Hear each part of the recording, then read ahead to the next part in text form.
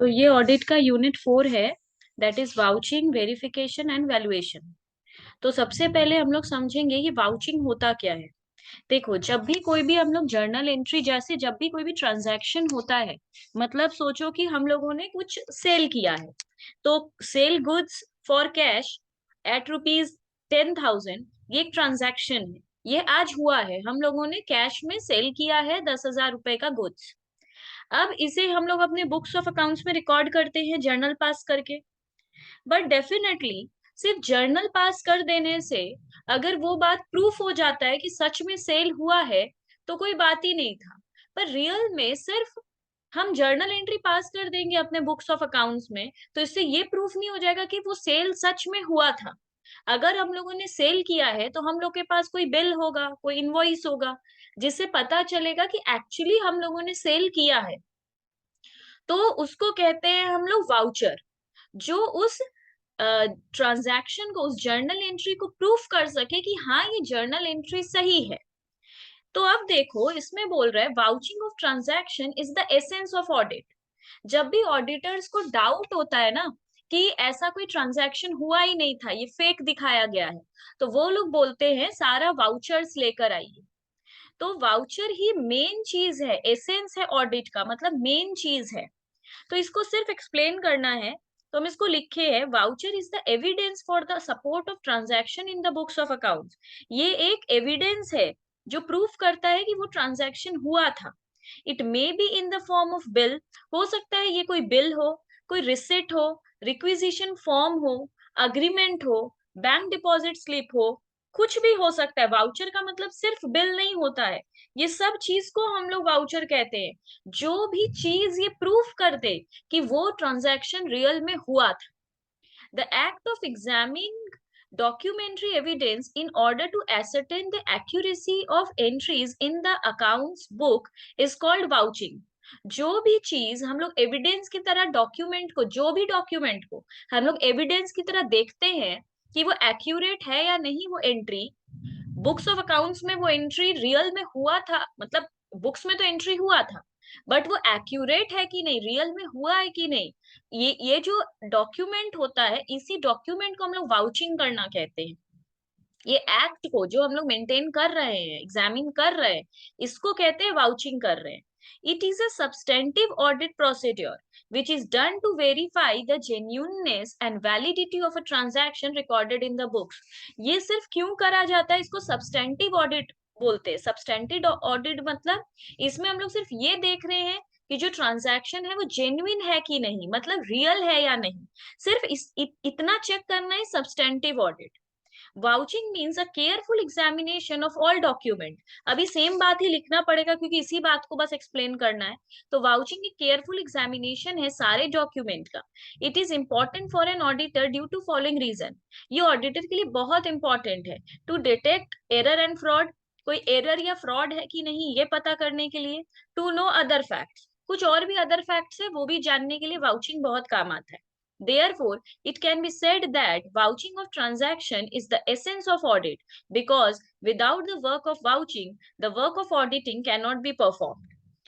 Therefore, it is said as vouching is the backbone of auditing। तो अगर ये line भी एक्सप्लेन करने के लिए आ गया कि vouching is the backbone of auditing, तो भी हम लोग पूरा यही लिखेंगे। Are routine checking and vouching complementary to each other? दोनों क्या एक साथ आता है? रूटीन चेकिंग करना और वाउचिंग करना क्या कॉम्प्लीमेंट्री है? कॉम्प्लीमेंट्री मतलब एक साथ ही आता है दोनों। What are the common features of valid voucher? एक वैलिड वाउचर में क्या क्या होना चाहिए? तो routine checking and vouching are not same, दोनों बिल्कुल भी सेम चीज नहीं है।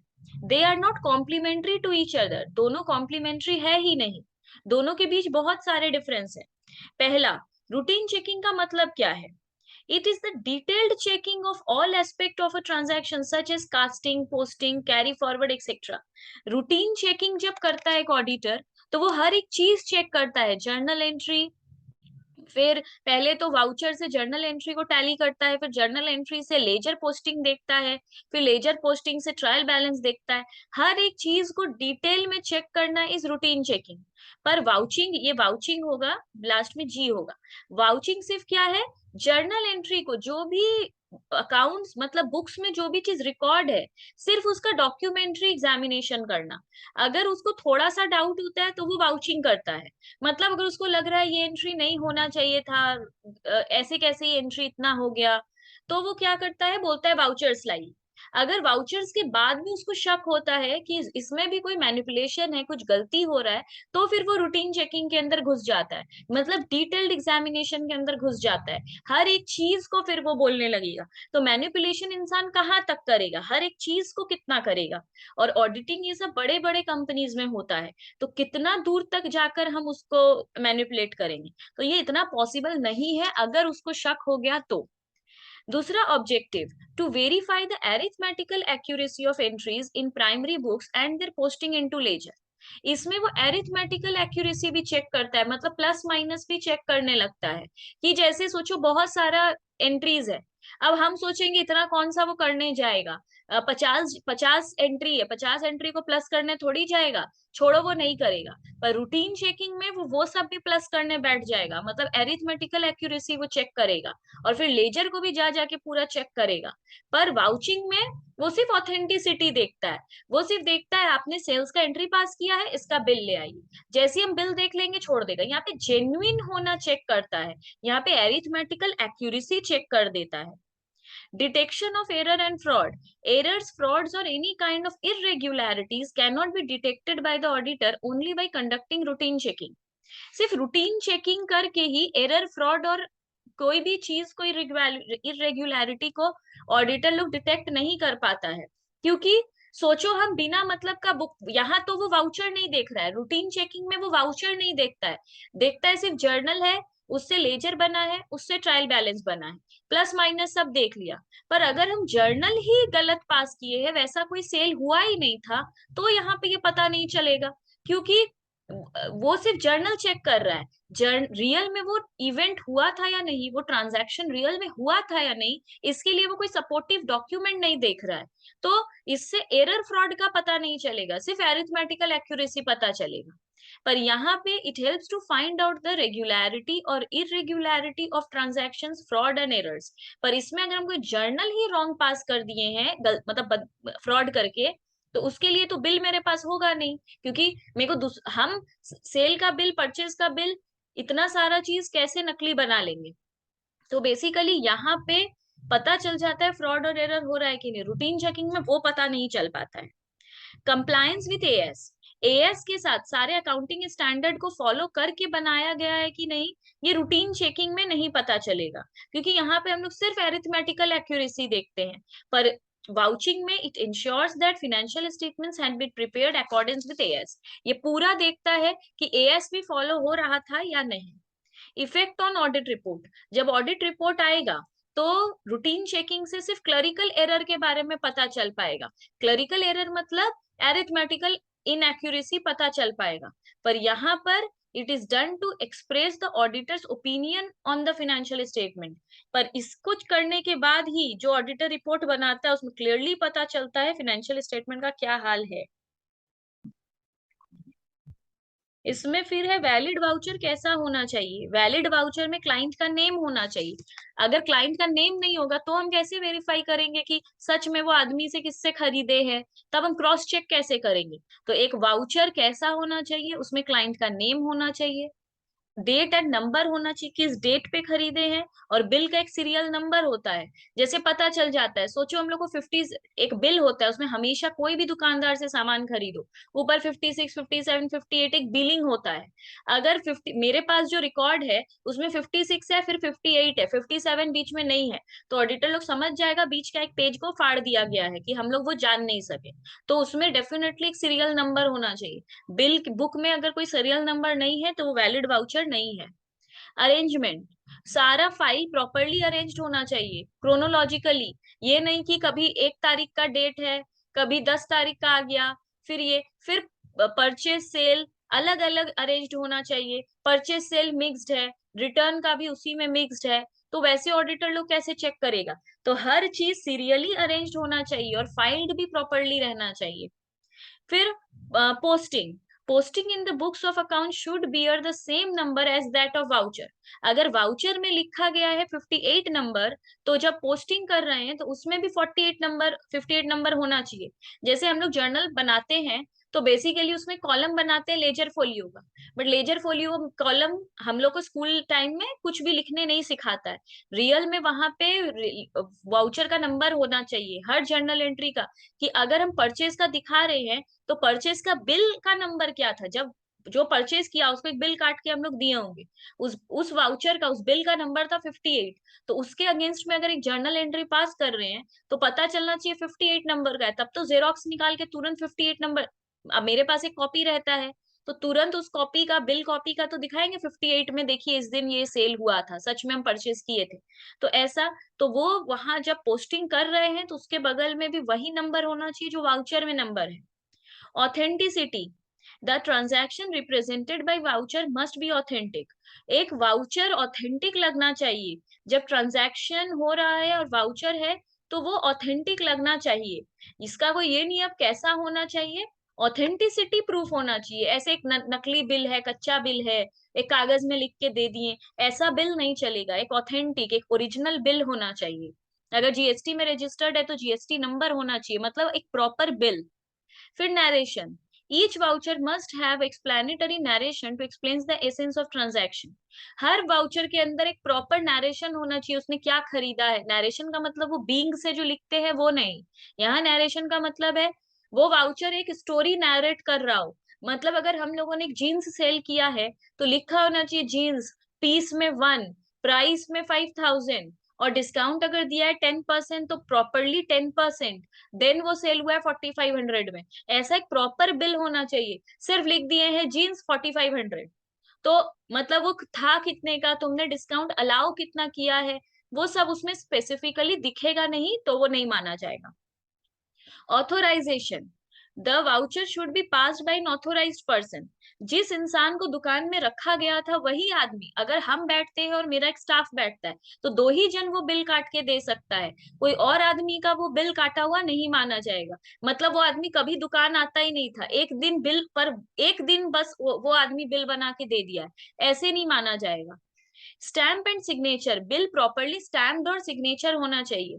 मतलब कोई भी कंपनी में प्रॉपर एक कंपनी का स्टैम्प होता है, एक सिग्नेचर वाला आदमी होता है जिसका सिग्नेचर हमेशा चलेगा, तो वो जो बिल होगा वो उसी आदमी का स्टैम्प होना चाहिए, उसी आदमी का सिग्नेचर होना चाहिए। तो बेसिकली 8 फीचर है एक वैलिड वाउचर का, एक वैलिड वाउचर में ये सब होना चाहिए। तो वाउचिंग पोर्शन ओवर हुआ। अब जो इस चैप्टर का दूसरा नाम था वेरिफिकेशन, वो पढ़ रहे हैं।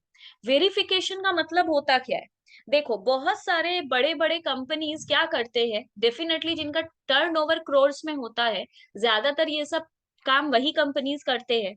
तो कुछ कंपनीज क्या करते हैं, अपना देखो, हम पब्लिक को फिनेंशियल स्टेटमेंट दिखाना पड़ता है। पब्लिक लिमिटेड जो कंपनी होता है जिनका शेयर्स लिस्टेड है एनएससी बीएससी में, उन्हें अपना फिनेंशियल स्टेटमेंट पब्लिक को दिखाना पड़ता है। तो वो लोग गूगल में अपना पूरा फिनेंशियल स्टेटमेंट डाल देते हैं। हम पब्लिक क्या करते हैं, उनका फिनेंशियल स्टेटमेंट डाउनलोड करते हैं, बैलेंस शीट निकालते हैं, उसमें एसेट देखते हैं कि अच्छा इनके पास प्लांट एंड मशीनरी है, बिल्डिंग है, लैंड है, हम लोग ये सब देखते हैं।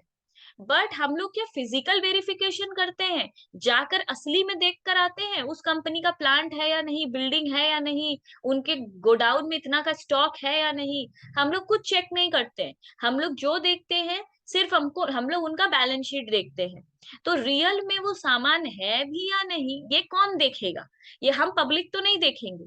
तो ये काम है ऑडिटर का कि वो वेरीफाई करे कि रियल में वो चीज एग्जिस्ट भी करता है या नहीं। तो इसी को कहते हैं verification of assets for balance sheet purpose, और वेरिफिकेशन ऑफ इन ऑडिटिंग। तो वेरिफिकेशन का वेरिफिकेशन का मीनिंग क्या है, verification means confirmation verification of assets and liabilities in an important audit procedure by which the auditor ensure that the assets and liabilities as recorded in the balance sheets are actually in existence। तो simply verification का मतलब है ये confirmation वाला verification. सिर्फ verification का मतलब verification नहीं है कि बैलेंस शीट को देख ली और बोले हाँ हाँ इसके पास लैंड एंड बिल्डिंग सब कुछ है। रियल में जाके देखना कि उसके पास रियल में एक्चुअली वो एग्जिस्टेंस में है या नहीं, कोई लाइबिलिटी हो या एसेट हो, वो रियल में है या नहीं, ऑडिटर्स ये पता करते हैं। तो thus the verification has been conducted to confirm। तो वेरिफिकेशन क्यों किया जाता है? that the assets were in existence on the date of balance sheet। जिस दिन बैलेंस शीट में दिखा रहा है कि हम लोग एक लैंड एंड बिल्डिंग हम लोग को दिखाई दे रहा है, वो एक्चुअली में उसी ईयर में है या नहीं वो उसके पास। that the purchase of assets was duly authorized। जो एसेट हम दिखा रहे हैं हम परचेज किए हैं वो ड्यूली ऑथोराइज्ड वाला है ना। मतलब हम कोई जाली जमीन खरीद के रखे हैं, डिस्प्यूटेड लैंड खरीद लिए हैं, तो वो कोई ऑथोराइज्ड वाला परचेज नहीं हुआ, एकदम सही मायने में परचेज करके रखे हैं तो ये चेक करेगा। That the assets had been purchase for the purpose of business. फिर ये भी चेक करेगा कि वो एसेट जो हम खरीदे हैं वो बिजनेस के लिए खरीदे थे ना। जैसे सोचो आज हम बैंगलोर में जाकर एक जमीन खरीद लेंगे, पर वो हम अपना पर्सनल काम के लिए खरीदे हैं, हम सोचे हैं 5 साल बाद हम बैंगलोर में घर बनाएंगे और फिर हम उसको भाड़ा में लगाएंगे। तो ये इस हम भाड़ा में लगाने के लिए वो जमीन खरीदे हैं, पर आज हम क्या कर रहे हैं, सोच रहे हैं 5 साल तक तो कोई घर बनाएंगे नहीं, तो एक काम करते हैं बिजनेस का बुक्स में जाके लिख देते हैं एक लैंड खरीदे हैं। जब असली में ऑडिटर लोग चेक करने आएगा तो उसको लैंड तो मिलेगा, मेरे पास पेपर्स भी रहेगा, और हम उसको ड्यूली ऑथोराइज जगह से खरीदे हैं, तब हम उसको अपना बैलेंस शीट में चढ़ा देंगे उस लैंड को। करोड़ों का लैंड अगर हम बैलेंस शीट में चढ़ाएंगे तो मेरे बिजनेस का बहुत ये बढ़ेगा कि एक एसेट खरीदे करोड़ों का। बट रियल में हम वो जमीन क्या पर्पस से खरीदे थे, बिजनेस करने के पर्पस से नहीं। उस लैंड में हम एक कोई भी बिजनेस नहीं करेंगे, 5 साल तक लैंड खाली ही रहेगा, पर हम उसमें 5 साल बाद एक घर बना के भाड़ा में चढ़ाएंगे जिसको बिजनेस से कोई लेना देना नहीं है। तो ये वाला चीज से भी पता चल जाएगा वेरिफिकेशन से। That the right of ownership of the asset vested in the asset entity. वो जो एसेट हम खरीदे हैं उसका ओनरशिप क्या एंटिटी के लिए है, वही जो बात 3 में बोला उसी बात को 4 में बोल रहा है। That they were free from any charge और मॉर्गेज। पता चला मेरे पास एक जमीन तो है, बट वो जमीन हम गिरवी रख चुके हैं किसी काम से, तो अब ऑडिटर लोग आएगा देखेगा हाँ लैंड तो है, ड्यूली परचेज तो है, बिजनेस के लिए भी है, सब चीज ठीक है, पर रियल में ये लैंड अभी मॉर्गेज्ड है, जो फाइनेंशियल स्टेटमेंट में अपना नहीं दिखा रहे हैं। फाइनेंशियल स्टेटमेंट में अगर कोई लैंड मॉर्गेज्ड रहता है तो ब्रैकेट में लिखना पड़ता है मॉर्गेज्ड बाई एसबीआई, ऐसा ब्रैकेट में लिखना पड़ता है। मॉर्गेज्ड है तो वो पब्लिक को बताना पड़ता है कि लैंड है पर वो मॉर्गेज्ड है। पर हम क्या किए हैं, सिर्फ लैंड एंड बिल्डिंग लिख के छोड़ दिए हैं, ब्रैकेट में मॉर्गेज नहीं लिखे हैं, तो वो भी एक तरीके का डिस्क्लोज नहीं करना गलत बात है। तो ये सारे चीजों को करना इज वेरिफिकेशन। इसके बाद दिया, do you think that verification of assets and liabilities is necessary when vouching has done properly. क्या हम लोग को लगता है कि वेरिफिकेशन जरूरी है अगर वाउचिंग प्रॉपर्ली हुआ है, बिल हम लोग के पास प्रॉपर्ली है, तो क्या वेरिफिकेशन भी जरूरी है? इसी क्वेश्चन को दूसरे तरीके से पूछा जा सकता है, why verification is necessary even though vouching has been done. अगर वाउचिंग हो ही चुका है तो फिर वेरिफिकेशन क्यों जरूरी है? अभी हम ऊपर इतना सारा बात बोले कि बिल होना सिर्फ इम्पोर्टेंट नहीं है, हो सकता है हम सच में खरीदे भी है, पर हो सकता है हम बिजनेस के लिए नहीं खरीदे हैं, हो सकता है वो मॉर्गेज किया हुआ है, हो सकता है वो ड्यूली परचेस्ड नहीं है कोई ऑथोराइज जगह से। तो वाउचिंग तो हो गई, खरीदे हैं तो बिल मिल गया, पर खरीदने के बाद का भी बहुत सारा क्वेश्चन है, इसलिए सिर्फ वाउचिंग से नहीं होगा, verification is also very important. तो यहाँ बोला जा रहा है कि vouching and verification are not same, दोनों सेम चीज है ही नहीं, both have their own importance, दोनों का अपना अपना इम्पोर्टेंस है। Vouching is related to the examination of documentary evidence to check the accuracy of transaction recorded in the books of accounts। Vouching सिर्फ क्या है, एक एग्जामिनेशन है डॉक्यूमेंट्स का, कि ये प्रूफ हो जाए, एविडेंस है ये कि वो ट्रांजैक्शन असली में हुआ था। तो सोचो मैंने एक जमीन खरीदा, उसका मेरे पास वाउचर भी है कि हम जमीन खरीदे हैं, तो ये सिर्फ जमीन खरीद लेना प्रूफ होता है इससे, But verification is done to confirm the ownership, possession, existence, valuation and disclosure of the items appearing in the balance sheet. पर ये बैलेंस शीट में सब चीज बताता है कि अभी भी वो ओनरशिप मेरा है, पोजेशन भी मेरा है, पोजेशन मतलब राइट टू यूज, हम उसको यूज भी कर सकते हैं, वो अभी भी एग्जिस्ट कर रहा है, हम उसको बेचे नहीं है, हम खरीदने का बिल रखेंगे, बेचने का ना एंट्री देंगे ना बिल रखेंगे, तो ऑडिटर्स को दिखेगा हाँ खरीदा तो है, बट अब मेरे पास वो नहीं है, ऐसा भी हो सकता है। वैल्यूएशन पता चलेगा, डिस्क्लोजर करना पड़ेगा आइटम को कि मॉर्गेज है या नहीं, ये सब दिखाना होगा, तो वेरिफिकेशन इन सब से डील करता है, बट वाउचिंग सिर्फ ट्रांजैक्शन को प्रूव करता है। फिफ्थ है, is valuation included in verification. अब तीसरा पॉइंट है इसका, वाउचिंग हो गया, वेरिफिकेशन हो गया, तीसरा पॉइंट है वैल्यूएशन। अब वेरिफिकेशन के अंदर ही क्या वैल्यूएशन भी आ जाता है, या वैल्यूएशन का मतलब क्या है? Verification of asset is an audit procedure by which the auditor ensures that the assets and liabilities are recorded in the balance sheet are actually in existence. Verification सिर्फ क्या बताता है कि वो एसेट जो असली में मतलब बैलेंस शीट में दिख रहा है, क्या वो असली में भी है, ये सबको चेक करता है सिर्फ verification. But valuation of asset means determining the fair value of the assets shown in the balance sheet on the basis of generally accepted accounting principles gap. Valuation बताता है, सोचो हम अब क्या प्रूव कर लिए, लैंड असली में है, बिजनेस के लिए है, ड्यूली परचेज्ड है, मॉर्गेज नहीं है, सब ओके है, वेरिफिकेशन यहां तक बता दिया। पर हम बैलेंस शीट में जो दाम लिख के रखे हैं उसका, सोचो हम लिख रखे हैं 20 लाख का जमीन है, अब हम 20 लाख लिख लिए, तो जमीन है ये कंफर्म है, बट हो सकता है उस जमीन से 5 लाख का हो, हम लोग 20 लाख दिखा रहे हैं। जैसे सहारा ये सब जो स्कैम हुआ है, उस स्कैम में क्या हुआ, बाद में पता चला कोई जमीन था ही नहीं, वो पब्लिक से जो 100-100 करोड़ रुपया उठा लिया, रियल में कंपनी का 100 करोड़ का कोई जमीन था ही नहीं, कोई एसेट है ही नहीं, तो पब्लिक को कोई बिजनेस कर ही नहीं रहा है ढंग से उन लोग, तो पब्लिक को पैसा लौटाएगा कहाँ से, इसलिए डूब गया। तो उन लोग अपना जो बैलेंस शीट देखो, पहली बात तो उन लोग का कोई वेरिफिकेशन नहीं किया कि असली में, मतलब ऑडिटर्स भी मिले हुए थे, इसलिए ऑडिटर्स को पैसा खिला के रखा था, तो ऑडिटर लोग रियल में वेरीफाई किया ही नहीं कि वो जमीन असली में था या नहीं, और जिस जमीन का किया भी उसका वैल्यूएशन पता नहीं किया, बैलेंस शीट में लिखा हुआ है 1 करोड़ का जमीन है, रियल में वो 1 लाख का जमीन भी नहीं है। तो वैल्यूएशन इंपॉर्टेंट है कि जो एसेट है आज उसका फेयर मार्केट वैल्यू क्या है, जो बैलेंस शीट में दिखाना होगा गैप के हिसाब से, वो आज है उतना या नहीं।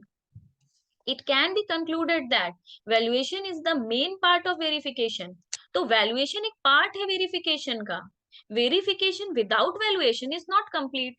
अगर कोई verification करके आ गया, बोला हाँ जमीन है, पर वो रियल में जमीन 5 लाख का है, वो बुक्स में 50 लाख का लिख के रखा है, तो क्या फायदा ऐसे वेरिफिकेशन का? Hence verification includes valuation, verification करने के अंदर ही आता है कि वैल्यूएशन भी करो।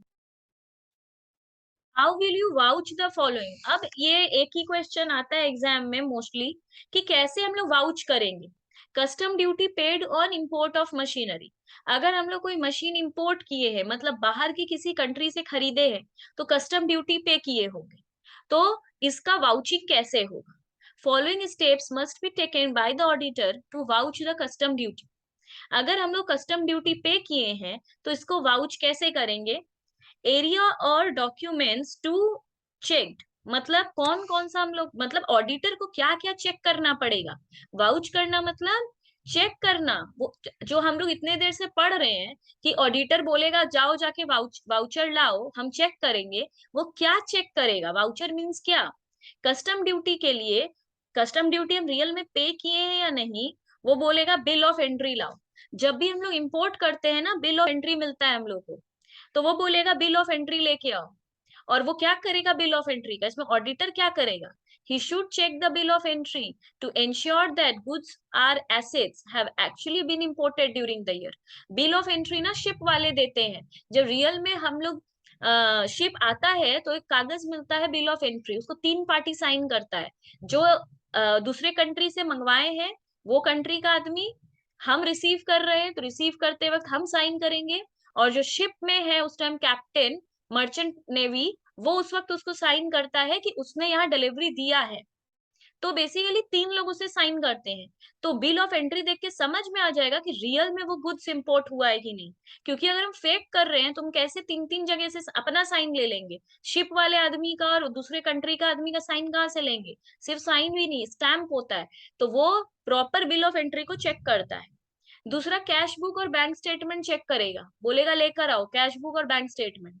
ही should check the cash book with reference to bill of entry and bank statement to ensure the payment of custom duty. वो चेक करेगा असली में हम पेमेंट किए हैं या नहीं। वो कैश बुक से, कैश बुक हम मेंटेन करेंगे, बैंक स्टेटमेंट बैंक मेंटेन करेगा। तो वो दोनों चीज को मिला लेगा, दोनों में किस डेट पे एंट्री है। एंट्री इन द बुक्स, अब हम अपने बुक्स में क्या एंट्री करके रखे हैं, बोलेगा अपना बुक्स लेकर आओ। He should examine the entry made in the custom duty paid. अगर हम कस्टम ड्यूटी पे किए हैं तो एक जर्नल एंट्री पास रहना चाहिए कि कस्टम ड्यूटी पे हुआ है, वो चेक कर लेगा। वेरिफिकेशन ऑफ ड्यूटी ड्रॉबैक, बहुत बार ड्यूटी का, ड्यूटी मतलब कस्टम ड्यूटी जो पे किए हैं उसका वेरिफिकेशन, मतलब वेरिफिकेशन मतलब असली में पे हुआ था कि नहीं, वो ये भी चेक करेगा। वेरिफिकेशन का मतलब है एक्चुअल एग्जिस्टेंस पता करना, कि बुक्स वुक्स में सब में, सोचो बिल ऑफ एंट्री भी नकली बनवा लिए, कुछ भी करके हम कर लिए। अब वो वेरिफिकेशन करेगा कि असली में ऐसा कुछ हुआ था कि नहीं। तो ही should verify the claim of duty drawback with reference to acknowledgement issued by the directorate of duty drawback. Directorate क्या होता है, जो कस्टम ड्यूटी का काम करता है, उसको एक्नॉलेजमेंट करके, मतलब कुछ भी भेज कर लेटर ये सब कंफर्म करवा लेगा। जिसपे शक होता है उसी के ऊपर इतना चेकिंग करता है, नहीं तो वाउचिंग हर वक्त नहीं करता है। वाउचिंग तभी होता है जब उसको लग रहा है कुछ फिशी है, कुछ गड़बड़ है। अगर और भी उसको लग रहा है तो डिक्टोरेट से पता करवा लेगा। एग्जामिन ऑफ डिस्प्यूटेड केस, अगर कोई भी डिस्प्यूटेड केस चल रहा है तो वो पता उसको एग्जामिन करेगा। In case of dispute regarding the amount of duty payable, अगर उसको लगा कि कुछ गड़बड़ है तुम्हारे ड्यूटी के पेमेंट में, he should check the provisional payment made in lieu of the final payment. तो वो चेक करेगा पूरा फाइनल पेमेंट को। प्रोविजनल पेमेंट मतलब जो अभी हमको दिख रहा है और रियल में फाइनल पेमेंट, वो सब कुछ को मिलाने लग जाएगा। तो explain the term contingent liabilities and it's treatment. देखो कंटिंजेंट लाइबिलिटी क्या होता है, ये एक ऐसा लाइबिलिटी होता है जो अभी है या नहीं है यही मेरे को पता नहीं है। जैसे कि, जैसे हम एग्जांपल दे रहे हैं, सोचो कि मैं भी एक बिजनेसमैन हूँ, तुम भी एक बिजनेसमैन हो। मैं मेरा चावल का बिजनेस है, राइस का। तो मैंने तुम्हें 10 बोरा राइस भिजवाया है, 10 बैग मैंने तुम्हें राइस भिजवाया है। अब ये तुम्हारा ड्यूटी है कि जब अब मैं खुद तो नहीं आ रही होंगी डिलीवर करने, मैंने अपने आदमी लोग को भेजा होगा, अपने लेबर को भेजा होगा।